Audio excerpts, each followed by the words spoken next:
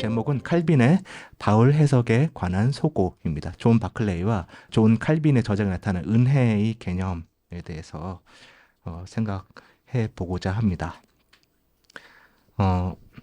제가 읽으면서 제가 중간중간 설명하는 방식으로 하도록 하겠습니다. 서양 학계에서 자크 데리다와 장릭 마리옹의 선물 개념에 대한 논쟁에서 알 수 있듯이 선물의 개념이 마르셀 모스, 마르틴 하이데거 이후 중요한 사유의 영역이 되었습니다. 이러한 선물에 대한 논의는 2000년 이후 선물 신학이라는 제목으로 존 밀방크와 캐서린 테너 등의 논의와 더불어서 신학계에서도 시작되었고, 그리고 토드 빌링스와 같은 학자들에 의해서 칼빈 신학과 관련하여 이 주제가 다루어진 바 있습니다.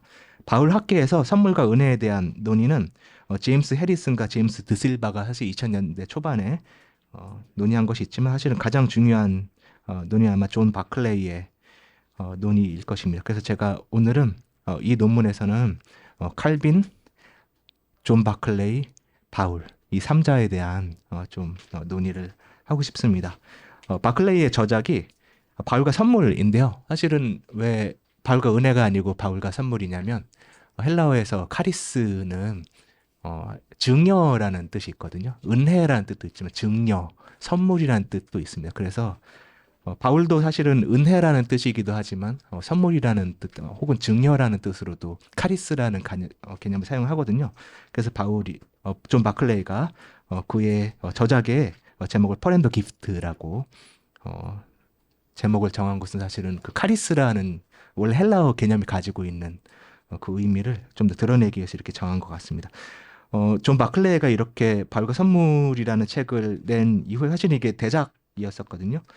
이게 바울 학계에서는 굉장히 활발한 토론의 대상이었습니다. 그런데 한국 학계에서는 제가 검색을 해보니까 존 바클레이 은혜 개념에 대해서 직접 반응한 국내 학자의 저작은 사실은 서평 한 편이 있고 부분적으로만 단지 부분적으로만 존 바클레이를 언급한 논문들이 존재합니다. 그래서 제가 존 바클레이의 저작과 그의 은혜 개념에 대해서 평가를 하면서 그 기준을 칼빈에 대해서 살펴보고 칼빈 은혜 개념과 그리고 바울의 은혜 개념을 생각을 해보면서 이 대작이 지니는 함의를 직접 고려해 볼 필요가 있을 것 같습니다. 먼저 바클레이, 이거 약간 헷갈리실까봐 제가 먼저 바클레이에 대해서 말씀드리면, 사실은 우리나라의 윌리엄 바클레이가 좀 잘 알려져 있어서 윌리엄 바클레이랑 존 바클레이는 무슨 관계냐? 동일인이냐? 동일인은 일단 아닙니다. 아들이냐? 아들도 아닙니다. 그냥 이름만 같은 겁니다. 그러니까 헷갈리지 않으시도록 제가 바클레이에 대해서 먼저 말씀드립니다. 사실은 바울 신학에 대한 해석이 다양해져 왔습니다. 그 이유는 사실은 E.P. 샌더스의 폴앤 팔레스티니안 주데이즘, 바울과 팔레스타인 유대교가 1977년에 출간이 되었고, 샌더스의 주요 논지 중 하나가 이거였었죠. 유대교는 율법주의 종교가 아니었고 은혜의 종교였었다. 그렇게 샌더스가 얘기를 한 다음에 그러면 바울 학계의 주요 질문 중 하나는 이것이 되었습니다. 바울이 유대교의 율법주의에 반대한 것이 아니라면 도대체 그는 무엇에 반대하였냐. 갈라디아서를 보시면 뭔가에 반대하여 말하고 있잖아요. 우리는 그동안 그것을 유대교의 율법주의에 반대했던 것이라고 해석을 했는데, 그러면 뭘 반대한 거냐. 그게 사실은 주요 토론거리 중 하나였습니다. 이 것에 대해서 상당히 다양하게 답변이 주어졌고, 샌더스 이후에 우리가 알고 있는 제임스 던이나 톰 라이트 같은 분들은 바울이 유대교 배타주의에 반대한 것이다. 그거를 소위 세관점이라고 하죠. 그런 논의가 계속되고 있다가 최근에 바울 학계에서는 옛관점이냐 세관점이냐에 대한 토론보다는 최근에는 제3의 관점, 세관점도 아니고 옛관점도 아닌 혹은 세관점과 옛관점 중간에 있는 무언가에 대해서 논의를 하고 있습니다. 근데 후자의 관점, 그러니까 세관점도 아니고 옛관점도 아닌 그런 관점의 대표적인 해석자 중에 하나는 존 바클레이입니다. 우리는 바클레이의 가장 중요한 저작 중 하나인 폴 앤 더 기프트에 대해서 본격적으로 그동안 우리가 토론하지 않았기 때문에 먼저 존 바클레이의 은혜 개념을 고려하고 그의 바울 해석과 칼빈의 해석을 좀 이렇게 비교하는 방식으로 좀 생각을 해보고 싶습니다. 바클레이의 사실은 새로운 점 중에 하나는 은혜라는 개념을 6가지로 분류를 하고 있습니다. 6가지가 뭐냐면 42페이지 밑에 나와 있듯이 초충만성, 단일성, 우선성, 비상응성, 유효성, 비순환성이라고 하는 이 개념입니다. 그러니까 그동안 은혜라고 하면 값없는 무언가 이렇게 뭔가 뭉뚱그려서 그동안 생각이 되어 왔던 것으로 여겨졌지만 바클레이는 이렇게 분류를 합니다. 그래서 마르시온, 뭐 펠라기우스, 어거스틴, 뭐 루터, 칼빈 이렇게 교회사에서 중요한 성경 해석자들이 이 은혜 6가지 측면 중에서 어떤 측면을 부각시켰는지 그거를 사실은 그의 저작의 전반부에는 그 부분이 등장을 하고 있거든요. 그것을 위해서 먼저 그의 6가지 기준이 무엇인지 좀 생각을 해볼 필요가 있습니다. 첫 번째는 초충만성입니다. 초충만성은 선물이 넘쳐 흐르는 성격을 지칭합니다. 두 번째는 단일성입니다. 단일성은 수요자의 유일하고 배타적인 작동 방식은 자비 또는 선함이다라는 것을 나타내는 것으로서 선물의 수요자가 다른 의도를 배후 지내지 않고 선한 의도를 가지고 있다는 점을 나타냅니다. 우선성은 선물이 주어지는 시점과 연관됩니다. 선물의 증여가 선물을 받는 자의 요구보다 우선 발생한다는 것을 나타냅니다. 이 측면은 바클레이가 말하듯이 주로 예정이라는 개념과 바클레이는 이것을 연결합니다. 비상성은 선물이 합당하고 적합한 자에게 주어지는 것이 아니라 받는 자의 가치를 고려하지 않고 주어진다. 라는 것입니다. 뒤에 보면 나오겠지만 바클레이가 바울의 은혜 개념에서 가장 중요하다라고 여기는 거. 그러니까 바울은 은혜 개념에서 이 부분을 방점 찍는다라고 할 때 비상성이라는 측면을 매우 바클레이는 중요하게 생각합니다. 그리고 바클레이 특징 중에 하나는 우선성과 비상성을 구분한다는 겁니다. 바클레이가 아까 제가 말씀드렸던 이피 샌더스를 비판했을 때 이피 샌더스는 유대교 은혜의 종교다라고 주장을 했지만 그 은혜가 무슨 은혜다라고 구체적으로 정의하지 않았고 특히 우선성과 비상성을 구분하지 않았다. 그게 바클레이가 샌더스를 비판할 때 주된 유지 중에 하나거든요. 유효성은 선물이 원래 그 자체가 의도한 의도대로 주어지며 성도들이 동인 안에서 하나님께서 원인적 동인이라는 것입니다. 즉 선물은 원래 주어진 의도대로 선물을 받는 자에게 영향을 끼칠 수 있는 원리입니다. 비순환성은 선물이 상호성, 호혜성과 무관하고 보답이라는 개념과 관련이 없다라는 것입니다. 바클레이는 답례를 바라지 않는 순수한 선물의 개념은 칸트적 개념으로서 기본적으로 근대적 발명품이다.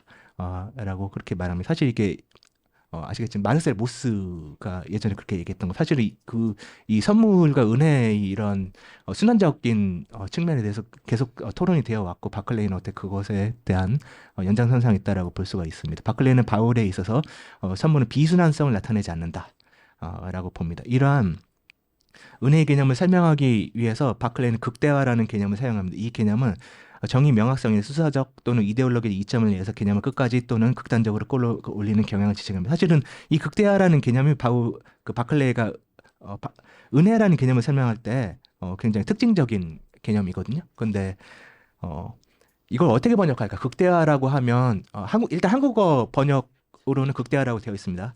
저는 그냥 이거를 방점을 찍는다라고 하면 어떨까라는 생각이 들었어요. 그래서 제가 한국어 번역 세미커 플러스에서 나온 발과 선물의 한국어 번역본에는 극대화라고 되어 있지만 저는 극대화라고 하면 무슨 말인지 약간 좀 이해가 안 되니까 저는 그냥 더 쉽게 말하면 방점을 찍는다 정도로 바꾸면 될 것 같습니다. 그래서 제가 그 용어를 사용하겠습니다. 이러한 개념을 사용하면서 바클레이는 은혜의 어떤 측면이 극대화되어 이해되었는지를 관찰합니다. 그래서 은혜의 개념이 교회사에서 각기 다르게 해석되었다라고 바클레이는 주장을 합니다. 먼저 마르시오는 은혜의 단일성을 극대화했다. 펠라기우스는 은혜의 우선성과 초충만성을 극대화했다. 반면 어거스틴은 우선성과 비상성, 유효성을 극대화했다.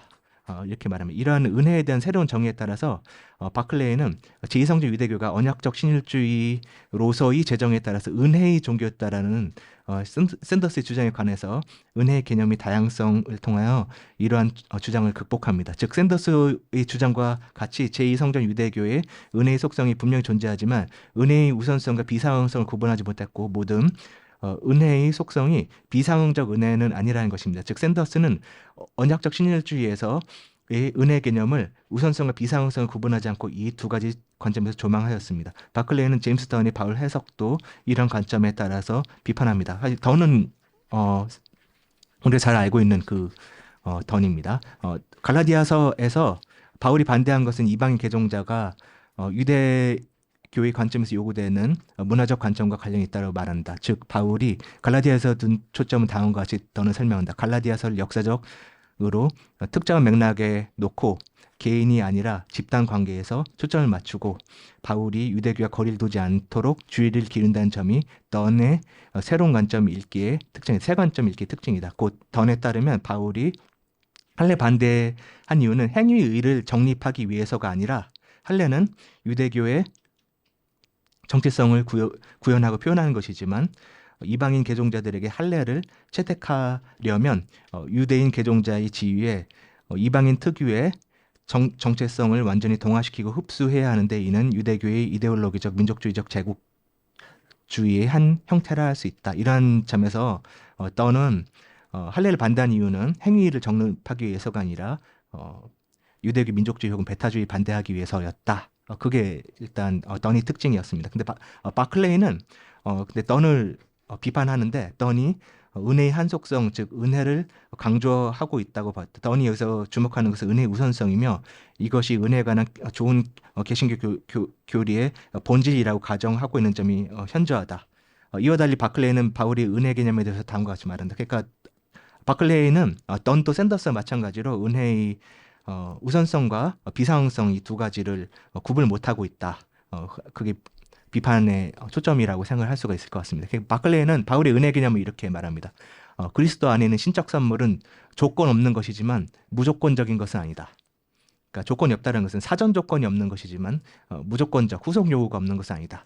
그렇게 말합니다. 다른 말로 바울은 그의 선물에서 하나님의 선물이 수혜자의 가치에 상응하지 않는다는 점에서 비상성을 강조하고 비순환성을 극대화하지 않는다. 그러니까 비순환성이라는 것은 받고 아무것도 하지 않아도 되는 거. 그게 비순환성이거든요.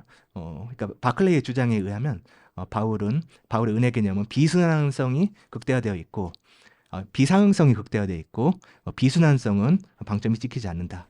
바클레이는 이렇게 해석합니다. 그의 갈라디아 해석에서 그의 십자가 죽음이 자신을 증리한 사건이며 이 사건이 하나님의 은혜와 같은 의미를 지니고 있다고 보았다. 바클레이는 단일성과 비순환성을 제외한 모든 은혜의 특성들이 극대화되지만 특히 비상응성이 은혜의 가장 중요한 특성으로 나타난다라고 봅니다. 그러니까 바울의 은혜 개념에서 존 바클레이는 비상응성이 극대화된다. 비상응성에 바울은 방점 찍는다. 그렇게 말합니다.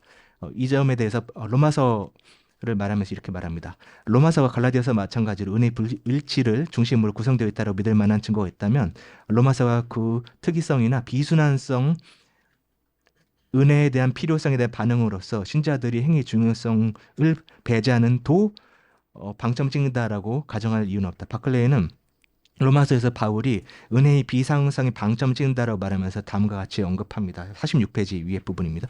영생으로 이끄는 인내를 포함한 선행의 기초이자 틀인 그 적합성의 기초는 신성한 능력의 행위, 즉 그의 변화된 효과들이 심판에서 입증될 죄 많은 인류들에서 주어지는 비상응적 선물이다. 이러한 적합하지 않은 선물의 목적은 율법이 없던 이방인들이 율법을 행하는 이들을 변화되고 죄를 짓던 유대인들이 하나님께 드릴 결실을 맺을 성령으로 할례받을 종들로 변화되는 것이다. 결국 바클레이에 의하면 바울이 복음에서 극대화되는 것은 은혜의 비상응성이다. 바클레이의 중요한 논리 중 하나는 은혜의 우선성이 비상응성에 포함되지 않는 것이다. 제가 뒤에서 제가 바클레이의 해석에 제가 비평하고자 하는 부분이 이 부분이거든요.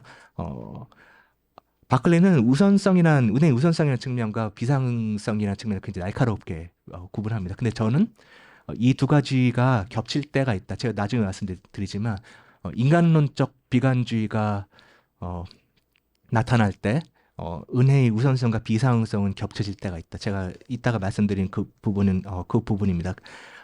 하지만 어쨌든 바클레이는 은혜의 우선성과 비상성을 구분하여 제2성전 유대교와 바울 그리고 이후의 해석자들이 견해를 분석합니다. 은혜의 우선성에 관하여 다음과 같이 말합니다. 은혜가 비상적이기 때문에 은혜의 우선성은 어디에서나 전제되지만 바울은 호다요트는 그 쿰란문헌 중 하나입니다. 호다요트 혹은 어거스틴과 칼빈 신학에서와 같이 예정론적 결론을 거의 내리지 않는다. 몇몇 바울이 본문들은 신자의 의지와 행위에서 은혜의 유효성을 암시하지만 이러한 극대화는 갈라디아서 로마서에서 특별한 관심 대상 아니다. 그러니까 바클레이는 제가 바클레이 책을 보면서 받게 된 인상은 은혜 우선성에 대해서 말할 때 주로 거의 예정과 관련돼서 생각을 하고 있는 것 같습니다. 근데 저는 은혜 우선성이라는 하나님께서 먼저 수여하시는 어떤 그런 선물이라는 측면에서 은혜의 우선성이 예정이라는 측면에만 나타나진 않는 것 같거든요. 그래서 제가 뒷부분에 그 부분을 말씀드리겠습니다. 이와 같이 어거스틴 칼빈과 달리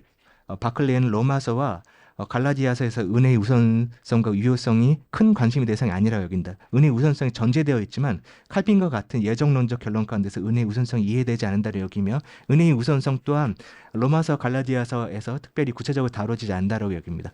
바클레이는 은혜의 우선성과 비상성을 구분하지만 바클레이는 은혜는 비상적이므로 은혜의 우선성은 어디서나 전제된다라고 말합니다. 반면 바클레이는 은혜의 유효성과 우선성을 구분하려면 유효성의 은혜에 있어서 갈라디아서와 로마서에서 주된 방점은 비상성을 반드시 수반하는 것은 아니다라고 말합니다. 그러나 유효성과 우선성이 비상성과 겹치는 영역이 존재할 수도 있습니다. 또한 바클레이는 은혜의 우선성의 측면을 예정론과 결부시키는 측면이 존재합니다. 그러나 은혜의 우선성은 예정론 이외에 다른 측면도 존재하고 있는 것이 아닐까. 너무 은혜의 우선성이라는 측면을 예정이라는 측면에서만 한정해서 바클레이가 바울을 읽고 있을 때 그렇게 해석하고 있는 것 같습니다. 반면 바클레이는 이러한 측면들을 상세하게 다루지 않습니다. 특히 바클레이는 로마서 갈라디아 해석에서 바클레이가 비상성 이외 유효성과 우선성의 측면을 구체적으로 고려하지 않는다는 것을 발견합니다. 우리는 아래에서 어거스틴 칼빈의 은혜에 관한 해석을 고려하고 이후에 바울이 본문을 다루면서 바클레이 해석을 제고하게 될 것입니다. 또 아래에서 바클레이 은혜의 범죄에 대해서 제고하게 될 것입니다. 그래서 제가 칼빈에 대해서 한번 생각을 해보고 싶습니다.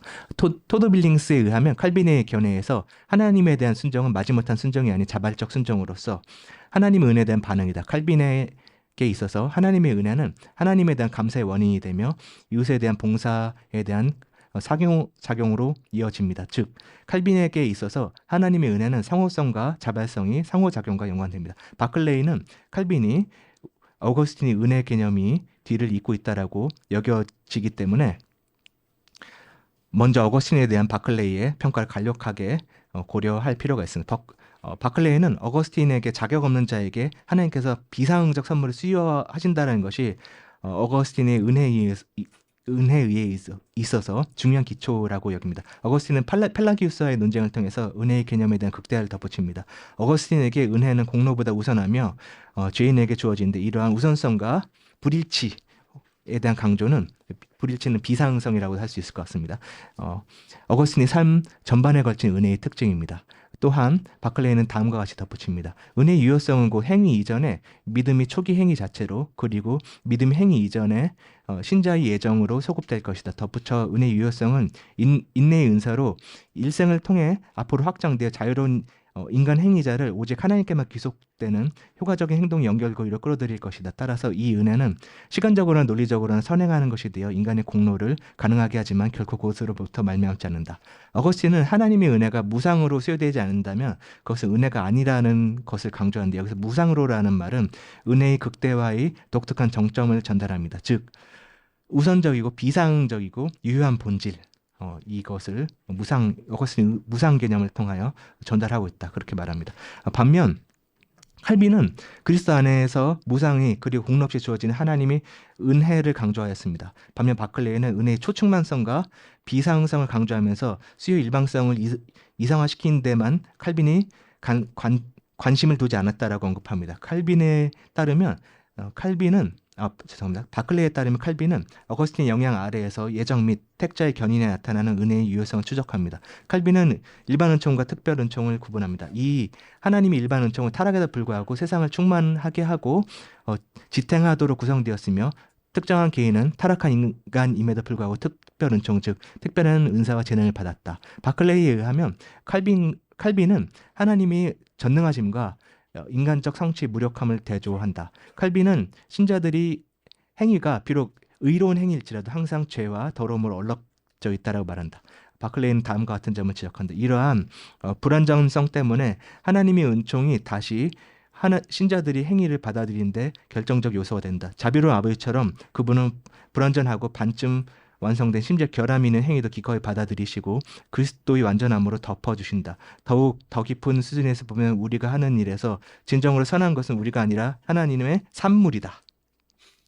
바클레이에 따르면 칼빈에게 있어서 하나님의 예정 이중적이며 은혜는 의도적으로 그리고 차별적으로 분배됩니다. 그리고 칼빈에게 있어서 은혜의 우선성이 강조되는데 이것은 하나님께서 모든 실제 창조자이며 창세전에 예정하신 분이기 때문입니다. 바클레이는 칼빈에게 있어서 은혜의 우선성은 예정의 교리에 밀접하게 관련되어 있다고 봅니다. 이와 관련하여 칼빈은 특히 하나님의 뜻과 능력의 자유를 강조하고자 했습니다. 하나님은 누구를 자유롭게 선택하실 때 어떤 사전 가치 조건에 얽매이지 않습니다. 사실 그의 자유로운 선택은 그가 누구에게 빚진 것이 없고 대가를 지불하지 않으며 결코 빚진 자나 두 번째 주는 자가 아니라는 사실에 의해서 확정된다. 바클레이는 칼빈이 은혜의 주권성을 강조한다고 여기는데 이러한 은혜의 우선성은 은혜의 비상성으로 연결된다라고 언급합니다.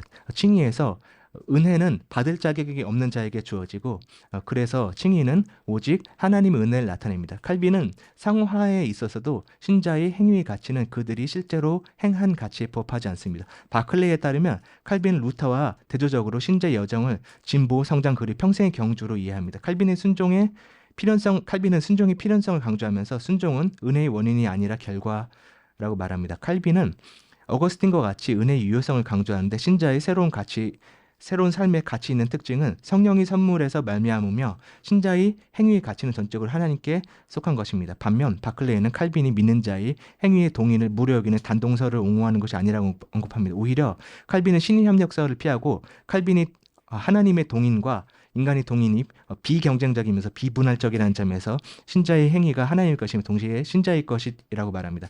바클레이는 이러한 하나님과 신자의 동인 관계를 에너지즘이라고 명명합니다. 칼빈은 신자가 하나님의 은혜에 대해서 반응할 수 있다고 인정함으로써 은혜의 비순환성을 극대화하지 않습니다. 또한 신자 사이에서 상호성 혹은 호혜성을 옹호하면서 사회적 의무의 연대 속에서 인간의 선물의 순환성을 강조합니다. 바클레이가 칼빈의 은혜의 개념을 우선성, 비상응성, 유효성이라는 범주로 이해한 것에는 칼빈에 대한 우리의 이해를 증진시켜주는 면이 분명히 존재합니다. 그러나 이러한 바클레이의 칼빈 이해에 대해서 몇 가지 비평을 해보고 싶습니다. 첫 번째로 하나님의 은혜에 대한 칼빈의 삼위일체적 관점, 특히 기독론적 성격을 바클레이가 충분히 강조하지 못한 것으로 보입니다. 칼빈은 은혜에 대해서 말할 때 많은 경우 그리스도에 대해서 논합니다. 칼빈은 성령은 하나님의 은혜와 그리스도의 공로를 결합시킨다라고 단언합니다. 성령은 우리를 그리스도와 연합시키는 결합이며 따라서 우리 안에 은혜를 계속적으로 머물도록 하기 위해서 머무십니다. 두 번째로 칼빈이 신학에서 은혜와 그리스도의 계속적 중보의 관계를 바클레이는 강조하지 않습니다. 칼빈은 그리스도의 공로를 전가받아 의인으로 간주되는 하나님의 자녀들을 위한 성령의 은밀한 조명과 설득을 설명하기 위해서 그리스도 영이라는 개념을 자주 사용합니다. 칼빈에게 있어서 신자들의 친교와 소통은 각 신자가 그리스도와 연합하는 것을 의미하는 것으로 간주됩니다. 결국 성령을 그리스도 영으로 가르치는 칼빈의 가르침은 중보자 대신 그리스도께서 십자가에서 그분이 직분을 성취하시고 선포하신 지속적 중보에 의하여 전개됩니다. 칼빈이 구원론에서 중요한 측면은 구원의 사정의 모든 단계에서 중보자이신 그리스도께서 일하신다는 것입니다. 세 번째로 우리는 칼빈의 은혜 개념에서 우선성과 그 복잡성에 대해서 고려할 필요가 있습니다. 칼빈은 중세신학자들과 달리 은혜를 심령 속에 주입된 자질로 여기지 않습니다. 칼빈은 로마서 5장 15절 주석에서 다음과 같이 말합니다. 은혜는 하나님 안에 있으며 은혜의 결과가 우리 안에 있는 것이다. 칼빈에게 있어서 은혜의 우선성은 예정이라는 측면뿐만 아니라 전적 타락이라는 측면에서 중요합니다. 칼빈이 로마서 5장 14절 주석에서 인류의 타락에 대한 강조의 약화가 그리스도의 은혜를 약화시킨다라고 언급합니다. 칼빈은 로마서 3장 24절에 관하여 아리스토텔레스의 원인론을 사용하여 다음과 같이 언급합니다. 본절 로마서 3장 24절은 하나님의 긍휼이 동력이니요 피를 흘리신 그리스도께서 진료인이며 말씀으로 잉태된 믿음이 형상인 또는 도구인이며 하나님이 공의와 선하심에 대한 영광이 목적임을 보여주기 때문이다. 위 언급에서 칼빈은 하나님과 인간에게 있어서 구원의 동인이 무엇인지를 분명히 언급합니다. 근본적으로 하나님께서 구원의 원인이시고 인간의 동인 즉 믿음을 도구인으로 칼빈은 여깁니다. 칼빈은 은혜는 의의 효력에 대한 동력인으로 이해합니다. 이처럼 바울은 모든 것이 하나님께 속하며 우리 자신들에게서 아무것도 나오는 것이 없다는 표현을 2번이나 사용하였다. 로마서 3장 24절 주석에서 이렇게 말합니다. 로마서 5장 2절 주석에서 칼빈은 은혜에 들어가면 얻었으며 라는 표현을 주석하면서 다음과 같이 말합니다. 이는 곧 그리스도께서 전혀 무가치한 자를 만나주시며 그리고 그들을 구원하기 위해서 그의 손을 내미신다. 이런 언급들을 통해서 우리는 칼빈의 은혜에 관해서 은혜의 우선성과 은혜의 비상응성이 분리되기 어려운 점 개념이라는 것을 깨닫게 됩니다. 그러니까 바클레이는 은혜의 우선성과 은혜의 비상응성을 너무 날카롭게 나누고 있는데 제가 바울이 읽을 때나 혹은 칼빈이 이미 말하고 있지만 은혜의 어떤 측면에 있어서 우선성과 비상응성 물론 구분되는 개념이지만 겹치는 개념이 분명히 존재하는 것 같다. 저는 그 부분을 말하고 싶습니다. 또한 칼빈에게 있어서 예정뿐 아니라 율법의 수요와 성욕신도 은혜론의 영역에서 다뤄진다는 점을 고려해야 된다. 먼저 타락 전에 아담에게 주어진 모든 혜택들은 그것을 향유하면서 하나님 부성애적 사랑을 깨닫도록 주어져 있는 것이다. 하나님의 명령은 외적인 굴레로서 단지 지켜야 하는 요구 규정이 아니라 하나님과의 사랑의 관계 속에서 그 은혜를 누리도록 주어져 있는 것이다. 창세기 2장 9절을 주석에서 칼빈이 이렇게 말합니다. 기독교 강요 2권 7장 12절에서 언급하듯이 죄를 고발하기 위해서만 율법이 주어져 있는 것이 아니라 그 안에 은총의 약속을 내재합니다. 다른 말로 율법은 그리스도인에게 살리는 법으로 은혜로 주어져 있는 것입니다. 토드 빌링스에 의하면 성육신에서 은혜의 개념을 발견한 칼빈의 개념은 어거스틴의 영향을 받은 것으로 보입니다. 어거스틴은 인간을 하나님과 연합시키고 육체가 영원하신 말씀에 결합되어 하나의 인격이 되신 성육신 사건을 인간적 공로에 이해한 것이 아니라 어느 누구도 부정할 수 없는 하나님의 자발적 의지를 말미암은 것이다 라고 말합니다. 빌링스도 이에 대해서 다음과 같이 말합니다. 그러나 구원을 통해서 그리스도인은 그리스도께 참여하게 되며 그리스도의 새로운 인성에 참여할 수 있게 됩니다. 빌링스가 언급하듯이 칼빈의 경우에는 그리스도와의 교통으로서의 구원이라는 측면을 강조하기 위해서 기독론적 통찰에 기반한 인간론을 전개합니다. 이와 같이 칼빈의 은혜의 개념에서 우선성은 매우 복잡한 측면을 지닙니다.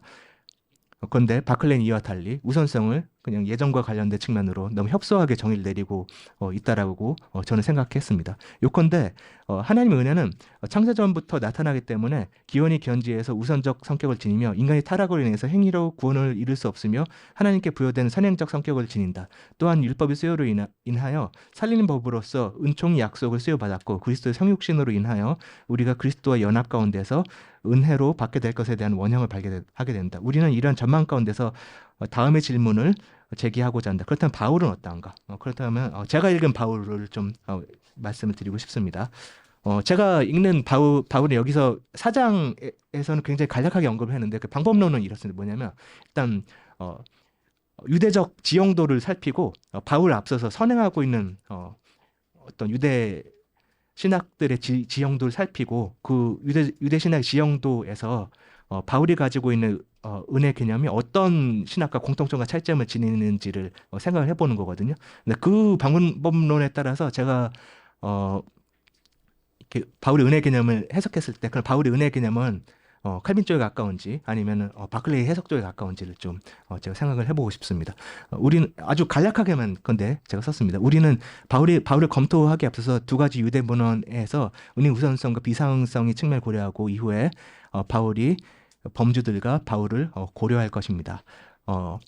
제가 두 가지를 고른 이유는 제사 에스라서랑 그 LAB는 위필로라는 문헌입니다. 그 이유는 이 두 가지가 특히 유대 신학 안에서 인간론적 비관주의를 나타내거든요. 저는 바울이 인간론적 비관주의를 나타낸다고 생각합니다. 스스로 구원받을 수 없다라고 하나님 은혜가 필요한 존재라고 생각한다는 점에서 인간론적 비관주의를 나타낸다고 생각하기 때문에 유대 신학 안에서 인간론적 비관주의가 충분하게 나타나고 있는 몇 가지 문헌들이 있는데 그 중에 제사 에스라서와 LAB 위필로를 좀 생각해 보고 싶습니다.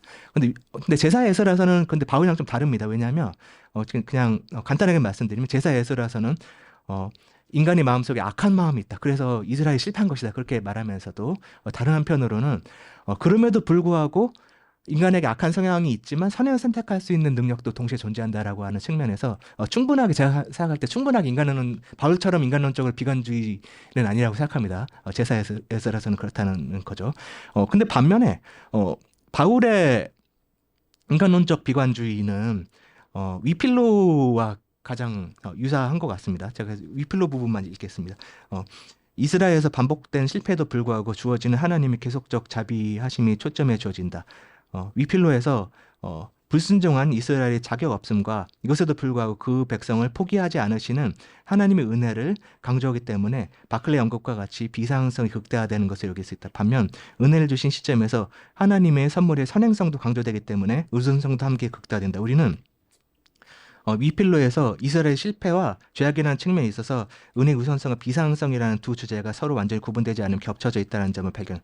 우리는 제사 에스라서와 위필로의 경우 은혜의 우선성과 비상성 구분되지만 겹쳐져 있는 부분도 있다. 특히 위필로에서 그렇습니다. 앞에 섹션에서 우리가 검토했듯이 칼빈에게 있어서 은혜의 우선성과 비상성의 관계가 완전히 엄격하게 구분되는 것은 아니었다. 제가 받게 된 인상은 그것이었습니다. 칼빈에게 있어서 은혜의 우선성은 단지 하나님이 예정에 있어서 부동의 원동자 혹은 우선적 원인이기 때문만이 아니라 칼빈 은혜 개념에서 우선성을 요구할 수 없는 자에게 먼저 베푸신 혜택이라는 개념과 연결된다. 은혜의 우선성을 이렇게 제정이 내린다면 바클레이의 주장과는 달리 우리는 은혜의 우선성과 비상성이 긴밀한 연관관계를 지닐 수 있다는 점을 깨닫게 된다. 바클레이는 자신이 선물이 범주를 구분할 때 어떤 기준에 따라서 그러니까 제가 가장 궁금한 것 중에 하나가 그 바클레이의 책 바울과 선물에 보면 은혜 6가지 기준이 나오는데 무슨 기준으로 6가지를 나눴는지가 설명이 없습니다. 그냥 나오거든요.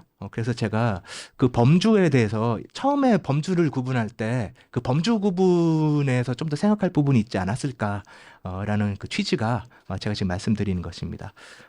바클레이가 무슨 기준으로 선물이 개념을 6가지 범주로 나누는지 분명하지 않다. 그러므로 우리는 바클레이의 은혜의 범주가 적절한 것인지 고려해야 된다. 그러니까 바클레이가 생각하는 것보다 사실 좀 더 복잡한 것이 아닐까라는 생각이 듭니다. 이러한 맥락에서 우리는 은혜의 우선성과 비상성의 범주가 서로 구분되는 측면이 존재하지만 서로 겹쳐져 있는 측면도 존재하지 않을까. 특히 인간론적 비관주의가 많이 나타나는 경우, 위필로나 아니면 바울 같은 경우 그렇습니다.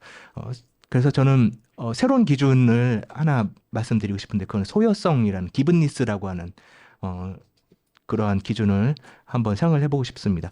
소요성이나 그 말 그대로 주어져 있음을 의미합니다. 마르셀 모스가 주장하듯이 선물에 강제적 타산적 함의가 존재한다고 할지라도 선물을 우리가 벌어내거나 생산한다면 그것을 선물이라고 여길 수 없습니다. 선물에 교환적 가치가 있는지 없는지 살피기에 앞서서 선물이란 것은 우선적으로 주어져 있다는 점을 고려해야 됩니다. 즉 선물은 우리 앞에 와 있다는 사실에서 출발해야 합니다. 그런데 이 존재는 우리가 만들어내기 전에 발현되는 것입니다. 즉, 곧 선물의 가장 중요한 특성 중 하나는 선물을 받는 자의 자질 혹은 선물이 교환 가능성을 논하기 전에 주어져 있는 선물이란 것은 주어져 있다라는 것을 생각해 봐야 한다는 것입니다. 다시 말해서 소요성이란 선물은 존재 자체가 그 사건 자체로서 발생하여 주어져 있는 것 혹은 사실이나 대상으로 나타나기 이전에 주어진 경험의 측면을 강조합니다.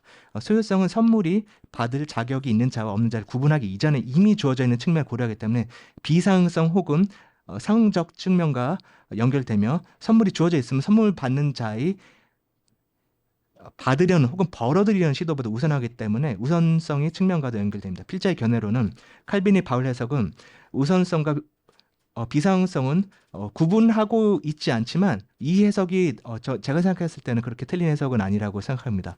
이게 오히려 맞는 해석이라고 생각합니다. 오히려 창조 인간의 타락 율법의 수요 성육신과 십자가 사건에 있어서 하나님이 우선적 역할과 받을 자격이 없는 혹은 받고자 요청하기 이전에 이미 주어져 있는 상황을 동시에 극대화하고 있기 때문에 위필로의 경우와 같이 우선성과 비상성의 구분은 큰 의미를 가지기 어려울 때가 있다. 즉 우선성과 비상성의 구분이 큰 의미가 없는 경우는 하나님이 선행하는 은총이 자격 없는 자에게 베풀어진다는 측면을 강조할 때이다. 다시 말해서 인간론적 비관주의가 두드러진 맥락에서이다.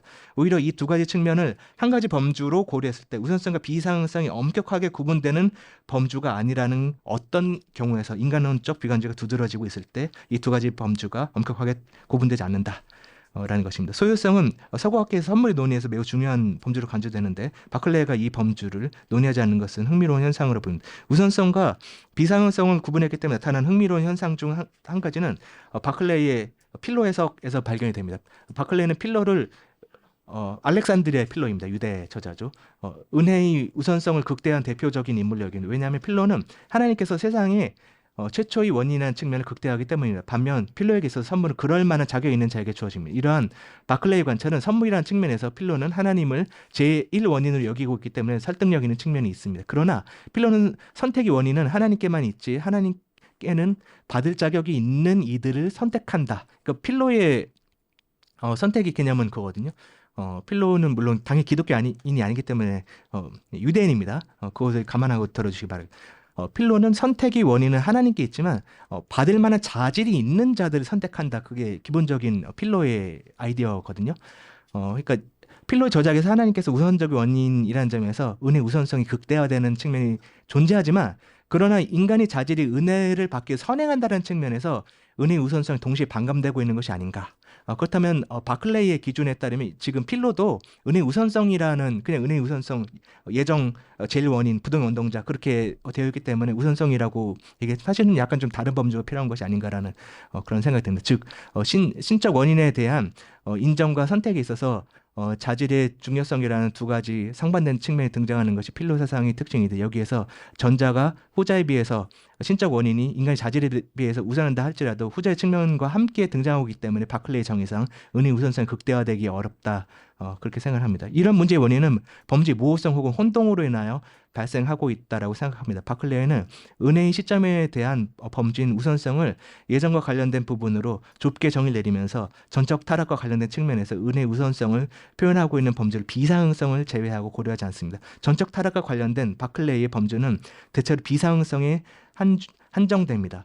비상응성을 받을 자의 가치를 고려하지 않고 주어지는 선물의 특성을 지칭합니다. 이러한 측면에서 받을 자격이 없는 죄인이 받는 선물이라는 측면을 비상성에는 범죄에서 표현합니다. 그러나 위의 해석, 칼빈 해석에서 보듯이 은혜의 시점이 선행적 측면을 받을 자의 가치라는 측면에서만 한정되지 않습니다. 오히려 전적 타락이라는 범죄에서 고려를 한다면 인간의 사악함과 교만함 이거 칼빈 표현해서 온 겁니다. 인간이 사악함과 교만함으로 인하여 선물을 요구하지 않음에도 선물이 주어졌다라는 측면을 인간의 우선성이라는 범주가 보다 구체적으로 표현할 수 있어야 한다라고 필자는 본다. 그렇다면 바울에게 있어서 은혜의 우선성과 비상성이 겹쳐지는 지점이 발견되는가? 필자는 이런 여러 구절에서 발견하는 예를 들어서 로마 5장 8절 같은 경우 제가 읽어보겠습니다. 우리가 아직 죄인 되었을 때 그리스도께서 우리를 위하여 죽으심으로 하나님께서 우리에 대한 자기 사랑을 확증하셨느니라. 바클레이는 이 구절을 하나님의 은혜의 비상성이 극대화되었다 라고 말합니다. 그러니까 비상성 받을 자격이 없는 자에게 주어지는 그 은혜의 특성을 비상성이라고 하거든요. 그게 극대화됐. 그 우선성은 극대화되었다라고 생각하지 않거든요. 근데 그럼에도 불구하고 다른 측면에서 선행하는 원인이 없는 가운데서, 즉 로마서 5장 10절에서 말했듯이 우리가 원수되었을 때 선행하는 원인이 없었지만 하나님의 은혜가 주어졌다, 선물이 주어졌다라고 말한다는 측면에서 하나님께서 은혜의 원인이 그러므로 되어졌으므로, 선행하는 원인이 없음에도 불구하고 은혜의 원인이 되었으므로 바클레이 설명과는 달리 은혜의 우선성도 극대화되어 있고, 이 범주에 따르면 은혜의 우선성과 은혜의 비상성은 사실은 그렇게 구분되기 어려운 것이 아닌가, 이 구절에 있어서는 그런 생각이 듭니다. 로마서 3장 21절부터 24절도 마찬가지. 이제는 율법 외에 하나님의 한 의가 나타났으니 율법과 선지자들에게 증거를 받은 것이라. 그리스도 예수 안에는 성령으로 말미암아 하나님의 은혜로 값없이 의롭다 하심을 얻은 자 되었느니라. 이 구절에서 바클레이는 가치와 상관없이 주어진 선물로서 그리스도 사건의 정당성을 바울이 논의한다고 봅니다. 이러한 측면에서 이 구절들이 은혜의 비상성을 극대화하고 있는 것으로 바클레이는 해석합니다. 그러나 우리가 위에서 수정한 은혜의 범죄에 의하면 본구절에서 우리는 은혜의 우선성에 대한 극대화도 발견합니다. 바울은 율법으로는 하나님 앞에서 의롭다 할 육체가 없었다라는 측면에서 율법 이외에 한 의가 나타났다는 것은 단순히 자격 없는 자에게 선물이 주어졌다는 것뿐만 아니라 바클레는 이 구절에서 은혜의 비상응성, 즉 자격 없는 자에게 선물이 주어졌다, 은혜가 주어졌다, 그 측면을 강조하는데 사실은 율법을 지키지 못했지만 그럼에도 불구하고 죄인이지만 우리에게 이런 은혜가 주어졌다는 그 측면에서 우선성도 동시에 고려해야 한다고 생각을 합니다. 게다가 바울이 입양 개념에서 종에서 아들로 입양되면 상속자로 지명된다는 점에서 상속자로서 신자가 선물을 받기 위한 선행 조건을 갖추기 어렵다라고 봅니다. 이 점은 자격음자가 선물을 받는다는 하나님의 은혜의 비상성 극대화점 동시에 선행 조건이 없었음에도 불구하고 하나님께 선물이 원인이 되었다는 점에서 은혜의 우선성 또한 극대화합니다. 이런 측면은 바울이 은혜의 개념의 복잡성을 암시합니다. 요컨대 제사 에스라서 호다요트는 인간이 실패를 강조하지만 선을 행할 능력을 긍정하거나 소수의 선행자가 남아있다는 점을 강조하기 위해서 은혜의 우선성과 비상성이 구분됩니다. 반면 필로에게서는 하나님께서는 은혜의 제일 원인이시지만 선물을 받을 만한 인간의 자질이 동시에 강조된다는 측면에서 바클레인 주장과는 달리 은혜의 우선성에는 범죄가 전적으로 극대화되는 것은 아닙니다. 바울에게 있어서 위필로와 같이 인간이 실패와 그것에도 불구하고 부어주신 하나님이 변하지 않는 자비를 강조하고 있다라는 맥락이 등장하고 있는데 이런 인간론적 비관주의와 그럼에도 불구하고 하나님께서 은혜를 주신다라고 하는 그러한 측면에 있어서 은혜 우선성과 비상성이 겹쳐져 있는 부분이 있고 그것을 고려해야 된다라고 생각을 합니다.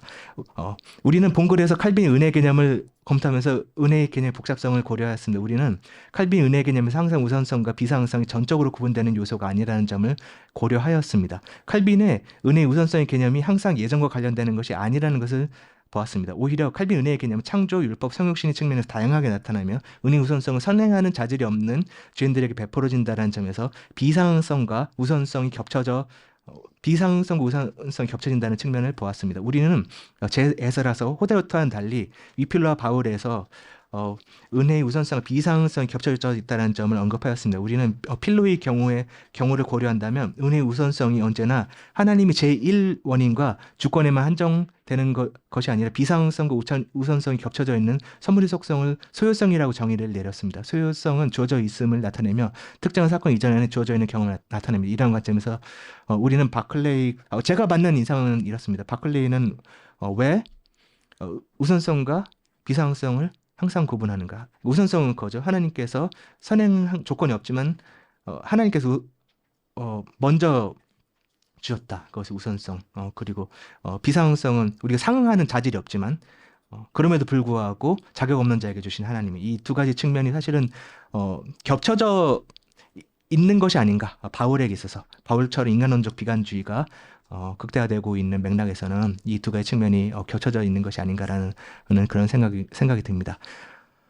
그래서 그는 바울이 자격 없는 자에게 주어지는 하나님의 선물이라는 개념 극대화하지만 인간이 선행하는 은총을 극대화하지 않는다고 생각합니다. 그러니까 유대 문헌에서 보면 유대 문헌 같은 경우는 항상 인간론적 비관주의가 극대화되지 않거든요. 그런 경우에서는 사실은 바클레이가 말하는 범주에서 우선성과 비상성이 좀 겹쳐지지 않은 좀 구분되는 측면이 그 부분에는 있지만 사실 바울 같은 경우는 그런 유대적 인간론적 낙관주의를 표방하는 유대적 측면이라는 분명 차이점이 있는 것 같거든요. 그러면 그 범주는 좀 사용하기 어려운 것이 아닌가라는 생각이 듭니다. 그래서 바클레이가 샌더스 유대적 해석에서 비상성과 우선성이 구분되지 않았다라고 샌더스의 문헌을 보면 상당 부분 사실 탈무드 문헌 같은 경우 인간론적 낙관주의를 표방하는 측면이 있기 때문에 그 측면에서 정당한 비판할 때가 있습니다. 바클레이가 샌더스를 비판할 때. 그런데 비상성과 우선성이 언제나 구분되는 것이 아니라는 점에서 그의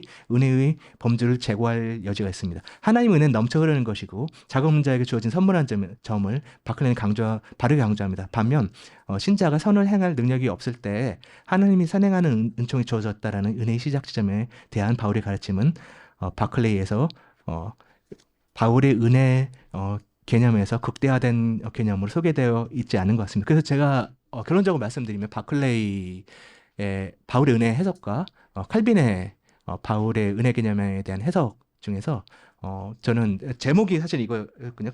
칼빈이 바울 해석에 대한 소고였는데 바클레이의 해석보다는 저는 칼빈이 바울을 더 잘 읽은 것이 아닌가라는 그런 생각을 하게 됩니다. 왜냐하면 칼빈이 바울의 인간론적 비관주의를 보다 더 세밀하게 관찰했고 그 가운데서 하나님 은혜가 어떻게 작동하는지를 보았기 때문에 제가 해석하는 1세기적 맥락에서의 바울의 해석에 비추어 볼 때에도 바클레이 해석 해석보다는 칼빈의 해석이 보다 더 좋은 해석이 아닌가 그렇게 생각을 하게 되었습니다. 긴 시간 들어주셔서 감사합니다.